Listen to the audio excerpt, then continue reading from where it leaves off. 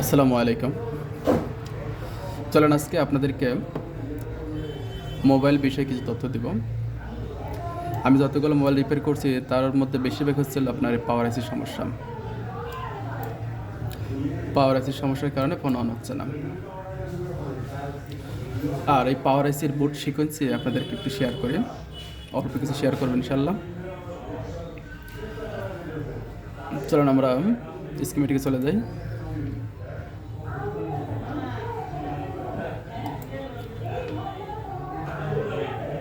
প্রথমে আমরা পাওয়ার আইসি MT 6357V এর টেস্ট পয়েন্টগুলো আমরা, যেটা মেন টেস্ট পয়েন্ট সেগুলো আমরা বলবো।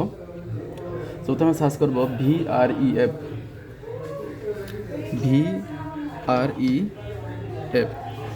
VREF দেখেন অপশন চলে আসছে অনেকগুলো।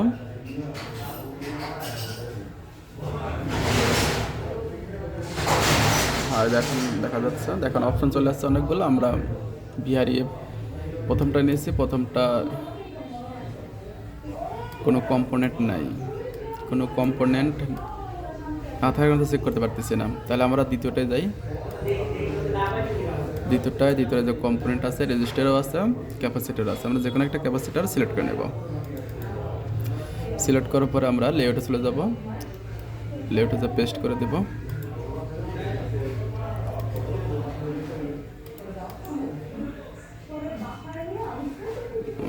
সরি, কপি হয় নাই।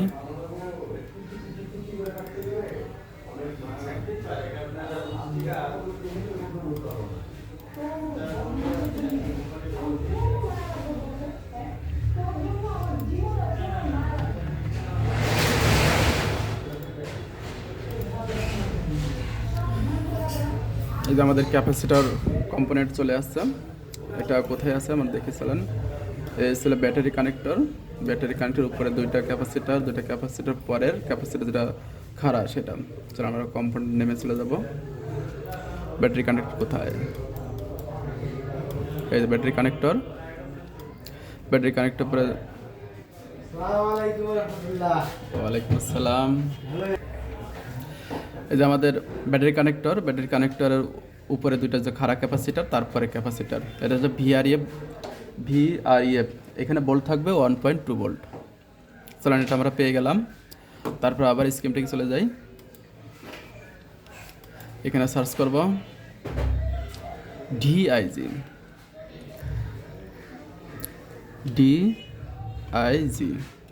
DIG ভোল্ট আমরা চেক করব। দেখেন DIG অপশন চলে আসছে। এখানে এই লাইনে চলে গেছে ক্যাপাসিটার। আমরা ক্যাপাসিটার কপি করে নেব। লেআউটে চলে যাব।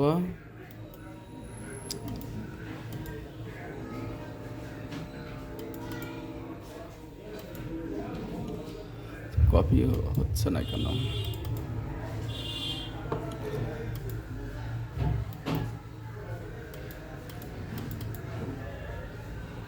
আর একটু কপির সমস্যা হচ্ছে।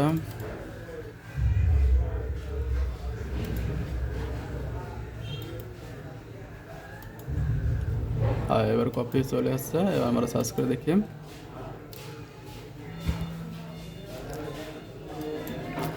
দেখেন DIG ভোল্ট আমরা কোথায় খুঁজে পাবো? পাওয়ার আইসির পরে এই পাশে যাও রেজিস্টার, ক্যাপাসিটার, তিনটা ক্যাপাসিটার, চারটা কম্পোনেন্টের পরে আমরা কম্পোনেন্ট নেমে চলে যাই। পাওয়ার আইসি কোথায়? এই পাওয়ার আইসি, রেজিস্টার, ক্যাপাসিটার, মোট চারটে কম্পোনেন্টের পরে ক্যাপাসিটারটা। এখানে আমরা DIG ভোল্ট পাবো আমরা এখানে 1.8 ভোল্ট। চলো এটাও পেয়ে গেলাম আমরা।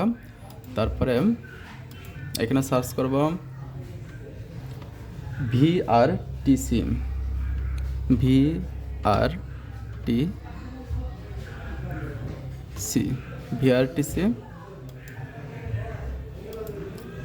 এটা আমরা VRTC পেয়ে গেলাম। VRTCর সাথে কোনো কম্পোনেন্ট কি আছে? চলো এটা আমরা কপি করি।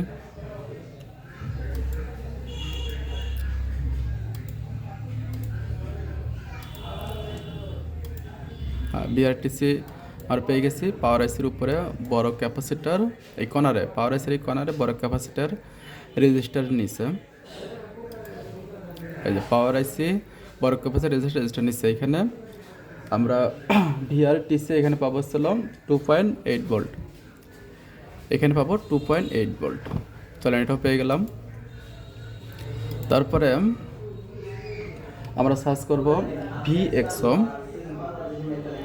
ভিএক্সও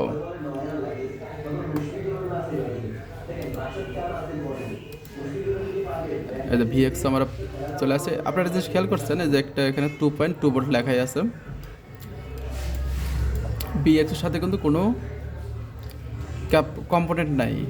তাহলে আমরা কি করব, এইখানে চলে যাব, এখানে সাবজেক্ট এখানে অপশন চলে আসছে। অপশন চলে আসার পরে আমরা এখানে ক্লিক করে দেব। এখানে ক্লিক করার পর দেখেন একটা ক্যাপাসিটর চলে আসছে, আর এটা কপি করে নিচ্ছি, এখানে পেস্ট করে দিলাম।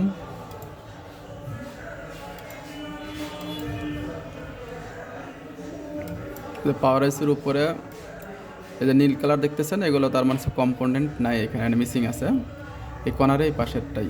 চলেন আমরা দেখি, এই যে এগুলো মিসিং, এগুলো কিন্তু নাই। এই পাশেরটাই, এই পাশেরটা আমরা ভোল্ট পাবো 2.2 ভোল্ট,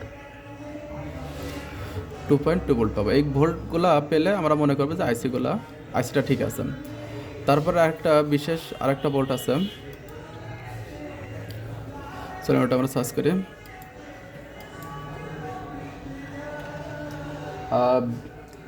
রিসেট বি, আমরা রিসেট বি সার্চ করি, RESETB, রিসেট বি আমরা সার্চ করি। সরি, আমরা এই ভুল অপশন সার্চ করছি, এখানে সার্চ করি রিসেট বি,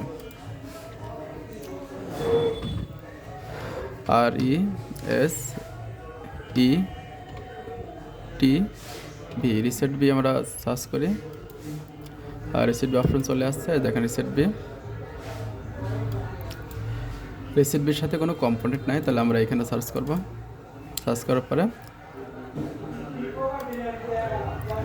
আমরা দ্বিতীয়টাই সার্চ করব। দ্বিতীয় সার্চ করার পরে দেখেন ক্যাপাসিটার, এই ক্যাপাসিটার কপি করে নেব, লেআউটে চলে গেলাম, পেস্ট করে দিলাম, অপশন চলে আসছে। নীল কালার বলছিলাম যে কম্পোনেন্ট নাই, এর জায়গাটা হচ্ছিল যে কর্নারে একটা কম্পোনেন্ট, আর এখানে দুটো কম্পোনেন্ট একটা টিকি দেওয়া আছে। চলেন আমরা চলে যাই এখানে, এটা হবে না, এটা উপরেরটা। দেখেন এখানে পয়েন্ট নাই, এখানে টেস্ট পয়েন্ট দেওয়া আছে উপরেরটা। চলুন আপনাদের দেখাই উপরেরটা 4063, আমরা কম্পোনেন্ট চলে যাই উপরেরটা। এখানে আমরা পাবো 1.1 ভোল্ট। যদি আমাদের এই পাওয়ার আইসি ঠিক থাকে তাহলে 1.1 ভোল্ট আসবে, আর যদি 1.1 ভোল্ট না আসে তাহলে পাওয়ার আইসি ড্যামেজ। যতগুলো পয়েন্ট চেক করলাম, এটা হচ্ছে মেইন পয়েন্টগুলো, এগুলো যদি আপনারা ঠিকমতো খুঁজে বের করতে পারেন তারপরে তার মানে আসলে পাওয়ার আইসি আপনার ঠিক আছে, পাওয়ার আইসিতে কোনো সমস্যা নেই। ঠিক আছে, আজকে এই পর্যন্তই, ভালো থাকবেন, আসসালামু আলাইকুম।